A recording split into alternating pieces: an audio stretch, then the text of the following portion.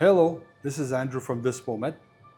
Today's video is on how to replace the air filter on a concentrator. Here.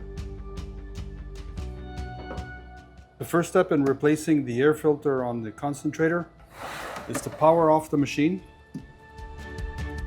The filter is found at the back on the rear panel. To get to the filter is you press the latch at the top, press downwards and back, and you can actually remove the cover. The air filter is located right here. To remove the filter, it's very simple.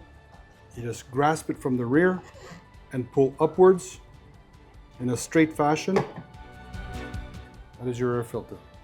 Take a new air filter and reinstall your new air filter right here, exactly the same way as it came out. Then, there's a cover. Put the cover back on and lock it in place.